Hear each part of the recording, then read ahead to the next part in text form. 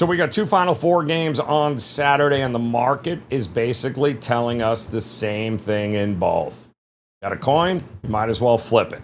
And that is exactly when the number starts to matter more than the logo on the jersey. And hey, it's Joe Raineri with WagerTalk.com, and we've got a Final Four for the ages. UConn taking on Illinois, and Michigan taking on Arizona. So let's start with UConn and Illinois at Lucas Oil. And right now you're looking at Illinois -2, the total sitting around the 140, 141 range. And we did see some early money come in on Illinois, pushed it as high as 2.5, even 3 in spots, but we have seen that tick back towards UConn. And honestly, the number itself is fair. I made Illinois right around a 1.5, 2-point favorite on a neutral site. And the total in this range kind of solidified that for me. But this isn't going to be one of those spots where I'm telling you the market has totally missed on it and there's some crazy value. This is more about the matchup inside the number, because there are real reasons Illinois can win this game and cover it, and could very well be easy. But they have been sharp this entire tournament. They have closed games well. Offensively, they're one of the best teams in the country. They're certainly one of the best teams in the country at creating extra chances. And to me, that is where this game is going to be won or lost. That is the battleground here. Illinois crashes the offensive glass better than anybody in the country. That's a huge piece of their offense. They don't just score on the first shot. They generate stickbacks, second chances. They extend possessions, and basically they wear teams down over 40 minutes. So if Illinois is winning the offensive rebounding battle here, if they're getting these 12, 14, 16 extra boards, and they're living off those second chance points, then yeah, UConn could very well be in trouble in this game. But here's why I'm taking the points with UConn. Because UConn's whole defensive identity is built around the exact opposite here. They want to force a tough shot and the possession and make sure you don't get you don't get out in transition or get anything live off of those misses. That is the pressure point in this game. Illinois wants extra possessions, and UConn wants one shot and done. And if UConn holds up on a defensive glass, well, now Illinois loses one of the easiest way that it usually pads its efficiency stats.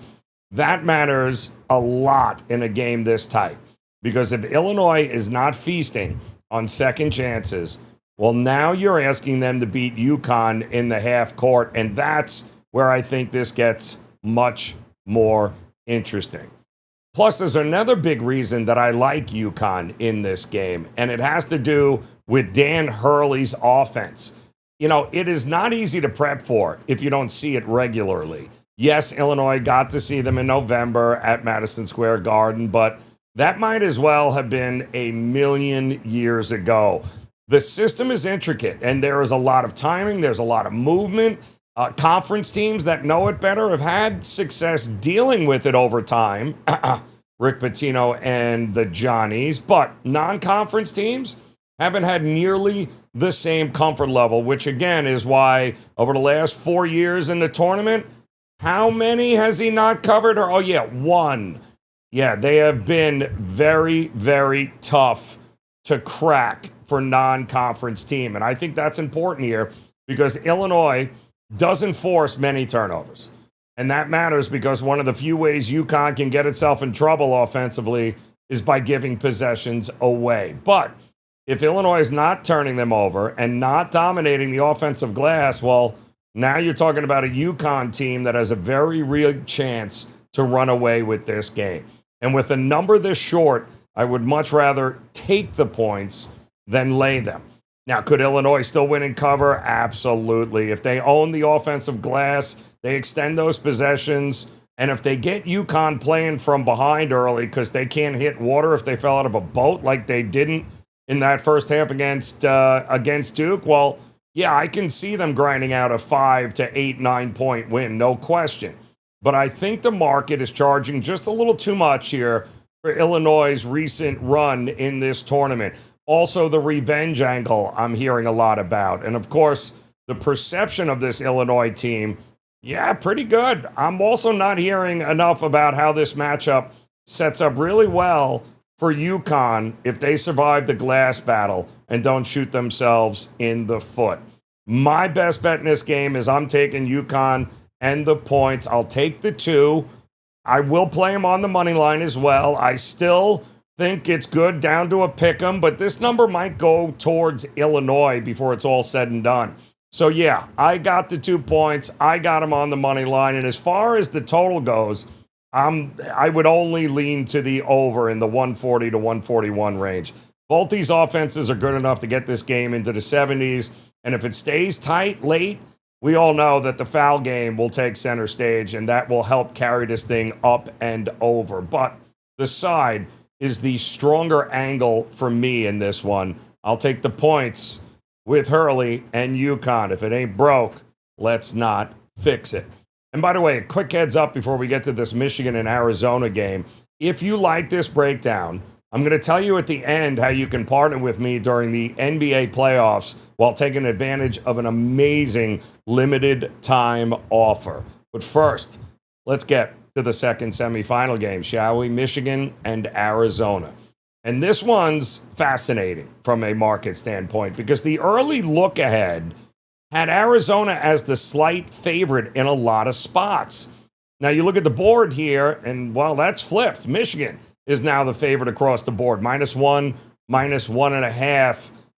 And the total sitting somewhere around the mid 150s. I've seen it up as high as 157, 157.5, depending on the book. So what is the number telling us? Well, it's saying the market certainly prefers Michigan on a neutral site, and it expects, obviously, a much faster, higher scoring game than that game with UConn and Illinois.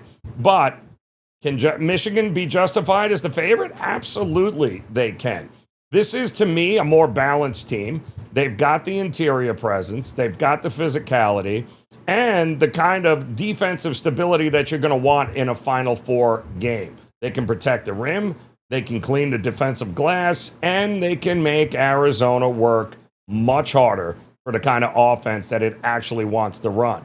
And that matters because Arizona's offense, as good as it is, I don't think it's built around bombing away from three-point range if they have to. Arizona wants paint touches. They want rim pressure. They want to pile up the twos. They want to finish at the rim, and they want to dominate with their interior offense. That's their formula, and it's worked. And yes, they can shoot, but I don't think that's who they want to be. And Michigan is exactly the kind of team built to challenge that style of play. If Michigan controls the paint and keeps Arizona from playing downhill, well, then now Arizona gets pushed into a version of offense that's a lot less comfortable for them. They're going to have more contested jumpers, more off the dribble threes, fewer clean looks at the rim. Not ideal for Arizona. And if this game shifts to the perimeter, that's where I think Michigan has the big edge. Because Michigan is a legit good three-point shooting team for as big as they are. They've got more guys that you can trust to make catch-and-shoot threes than Arizona does. And if both teams are forced to win this game from the perimeter, well, I trust Michigan way more in this spot, and that, to me, is where this matchup swings. Michigan doesn't just want to defend Arizona. They want to force Arizona into a version of itself that is easier for them to beat, and they have the talent and the ability to do that. Now, if you want Arizona in this game, here's the risk you're stepping into, right? Because Arizona's ceiling is national championship, without a doubt. They've been close to the number one team all season long. We know that. If they win the pace battle, if they start getting downhill, and if they turn this into a full-speed shot-making game, then yes, they can absolutely win this game outright, no question. But if Michigan walls off the rim and turns this into more of a perimeter game, well, now you're backing the side that has a little less naturally built to win that way. They are not going to like having to win the 3-point game in this spot.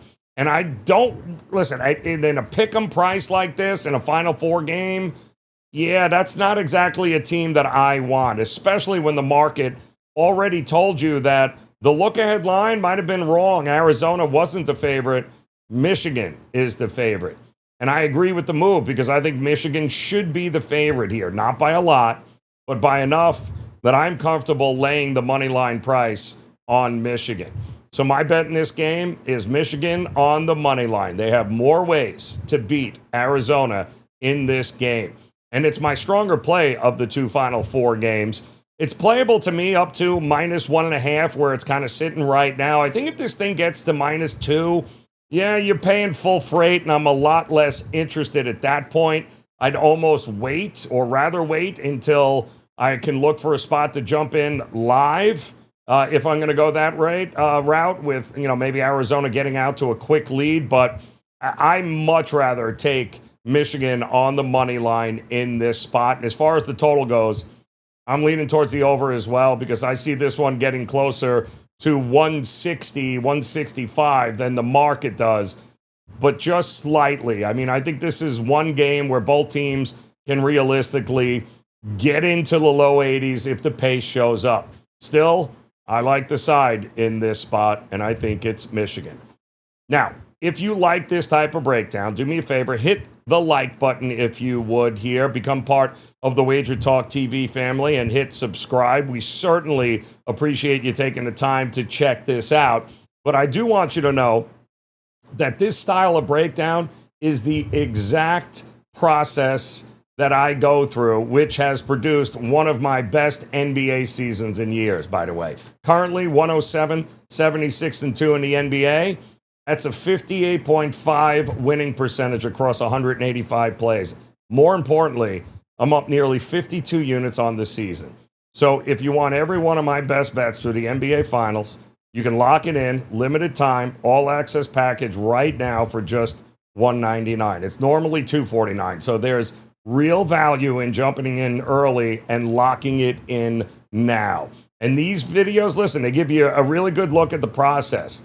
But that all-access package gives you the strongest positions that I'm personally betting. So if you want in for the stretch run through the finals in the NBA, now's the time. Visit my page, wagertalk.com. You can use that shortcut code of WT.buzz/JR. All the links are in the description below. And if you're tailing or fading these Final Four plays, drop me a comment. Let me know who you like to win this year's national championship. And I think it's going to be an interesting one. I really do. And don't forget, you can check out the other great game previews we have in the NBA, Major League Baseball, NHL, all available on the Wager Talk YouTube channel. So thanks again. Enjoy the game. And more importantly, cash those tickets.